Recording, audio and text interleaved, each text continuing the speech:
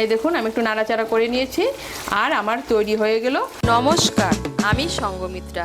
আমার এই সহজ রান্না চ্যানেলে আপনাদের সবাইকে স্বাগত। আজ আমি রান্না করছি কাকরোলের তরকারি। আপনাদের যদি এই রান্নাটা ভালো লাগে তাহলে লাইক এবং শেয়ার করবেন। আর আমার এই সহজ রান্না চ্যানেলটাকে সাবস্ক্রাইব করে পাশের বেল আইকনটা দাবাতে ভুলবেন না। কাকরোলের তরকারি বানানোর জন্য লাগবে পেঁয়াজ কুচি, টমেটো কুচি, রসুন বাটা, আদা বাটা, কাঁচা লঙ্কা, নুন, চিনি, আর লাগবে কাকরোল, আলু। গুঁড়ো মশলার মধ্যে নিয়েছি হলুদ গুঁড়ো, জিরে গুঁড়ো, ধনে গুঁড়ো, লঙ্কা গুঁড়ো, গরম মশলার গুঁড়ো, আর লাগবে ঘি। আর ফোড়নের জন্য নিয়েছি গোটা জিরে, একটা শুকনো লঙ্কা আর একটা তেজপাতা।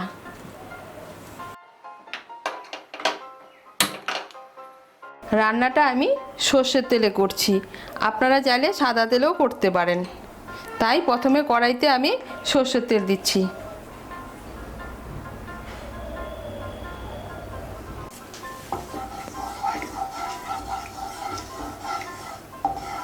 তেলটা গরম হলে এর মধ্যে আমি প্রথমে আলুগুলোকে ভেজে নেব। তেলটা আমার গরম হয়ে গিয়েছে, এর মধ্যে আমি আলুগুলো দিয়ে দিচ্ছি। আমি দুটো মিডিয়াম সাইজের আলু কেটে নিয়েছি। এর মধ্যে আমি সামান্য একটু হলুদের গুঁড়ো আর সামান্য একটু নুন দেব, দিয়ে আলুগুলোকে আমি লাল করে ভেজে নেব।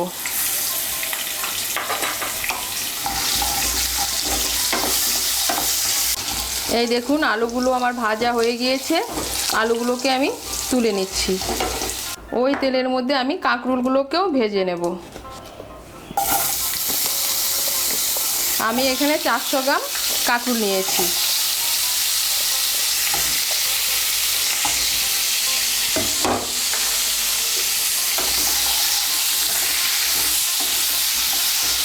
এর মধ্যে সামান্য একটু হলুদের গুঁড়ো আর সামান্য একটু নুন দেব। নুন দিয়ে কাঁকরোলগুলোকেও আমি ভালো করে ভেজে নেব।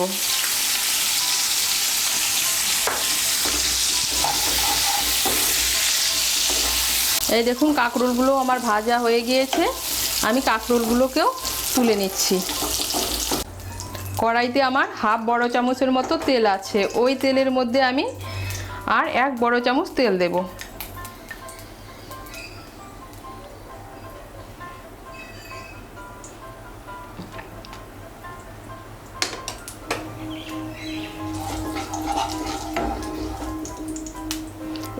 এর মধ্যে আমি তেজপাতা, শুকনো লঙ্কা আর গোটা জিরে ফোড়ন দেব।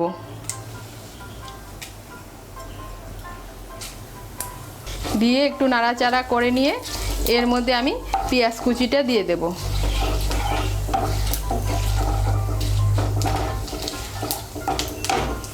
আমি একটা মিডিয়াম সাইজের পেঁয়াজ কুচি করে নিয়েছি।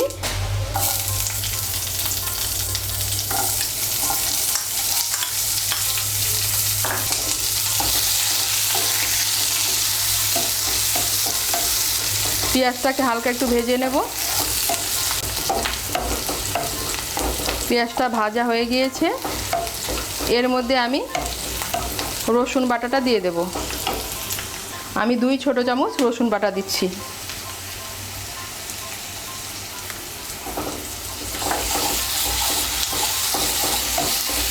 রসুন বাটাটা পেঁয়াজের সঙ্গে মিশিয়ে নেব। মিশিয়ে নিয়েছি, এর মধ্যে আমি আদা বাটাটাও দিয়ে দেব। আমি 2 ছোট চামচ আদা বাটা নিচ্ছি।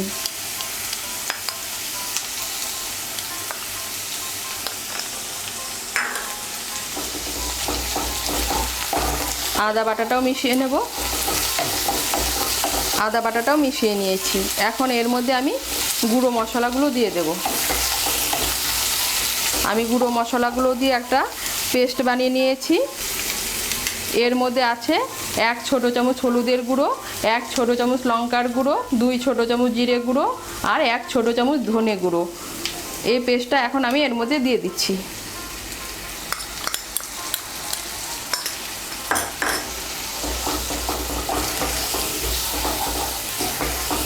গুঁড়ো মশলাগুলো মিশিয়ে নেব। মিশিয়ে নিয়েছি, এর মধ্যে এখন আমি টমেটো কুচিটাও দিয়ে দেব। আমি একটা মিডিয়াম সাইজের টমেটো কুচি করে নিয়েছি।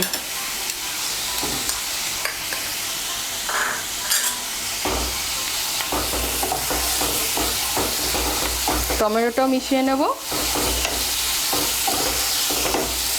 এখন আমি মশলাটাকে ভালো করে কষিয়ে নেব। এই দেখুন মশলাটা আমার কষানো হয়ে গিয়েছে, মশলার থেকে তেল ছেড়ে দিয়েছে, তার মানে মশলাটা কষানো হয়ে গিয়েছে। এখন এর মধ্যে আমি ভেজে রাখা কাঁকরোল আর ভেজে রাখা আলুগুলো দিয়ে দেব।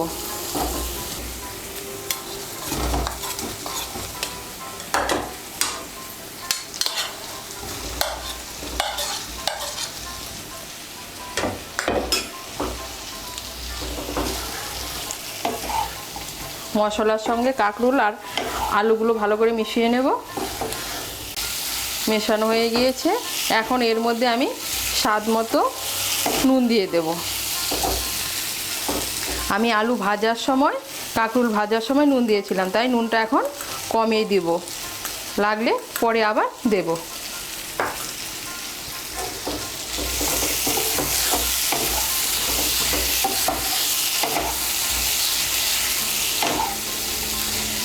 এর মধ্যে স্বাদ মতো চিনিও দিয়ে দেব। চিনিটা অপশনাল, যারা চিনি পছন্দ করেন না তাদের চিনি না দিলেও চলবে।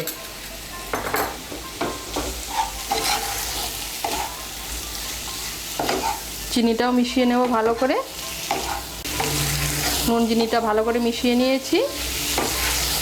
আর আলু আর কাঁকরোলগুলো মশলার সঙ্গে ভালো করে মিশিয়ে গিয়েছে। এখন এর মধ্যে আমি জল দিয়ে দেব।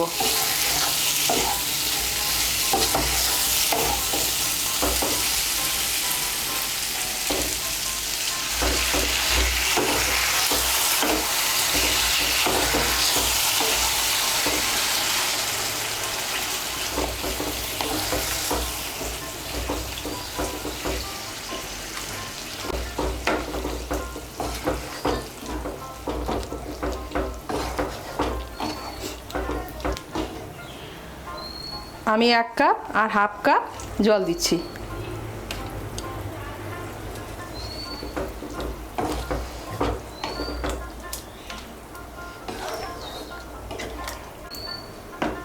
এখন আমি আঁচটাকে মিডিয়াম করে 5-6 মিনিটের জন্য ঢেকে দেব। আঁচটা মিডিয়াম করে আমি 5-6 মিনিটের জন্য ঢেকে দিয়েছিলাম। এখন আমি আঁচটা বাড়িয়ে দেব, বাড়িয়ে দিয়ে একটু নাড়াচাড়া করে নেব।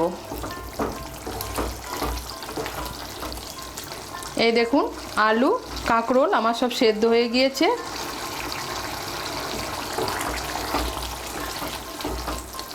এখন এর মধ্যে আমি চেরা কাঁচা লঙ্কাগুলো দিয়ে দেব।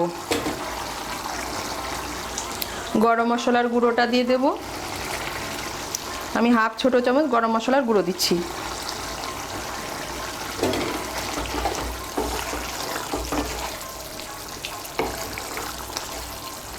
গরম মশলার গুঁড়োটা ভালো করে মিশিয়ে নেব। মেশানো হয়ে গিয়েছে। এর মধ্যে এখন আমি ঘিটা দিয়ে দেব। আমি 1 ছোট চামচ ঘি দিচ্ছি।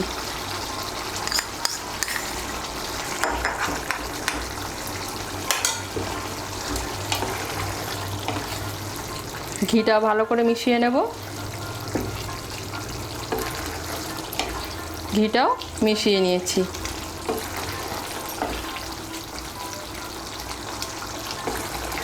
এখন আমি আঁচটাকে আবার মিডিয়াম করে 1-2 মিনিটের জন্য ঢেকে দেব। আঁচটা মিডিয়াম করে আবার আমি 2 মিনিটের জন্য ঢেকে দিয়েছিলাম। এখন আঁচটা বাড়িয়ে দেব। বাড়িয়ে দিয়ে একটু নাড়াচাড়া করে নেব। এই দেখুন তরকারি ঝোলটাও আমার শুকিয়ে গিয়েছে। আর এই কাঁকরোলের তরকারিটা মাখা মাখা খেতেই ভালো লাগে, খুব একটা ঝোল ভালো লাগে না। আর এটা ভাত রুটির সঙ্গে খেতে অসাধারণ লাগে। এই দেখুন আমি একটু নাড়াচাড়া করে নিয়েছি আর আমার তৈরি হয়ে গেল কাঁকরোলের তরকারি।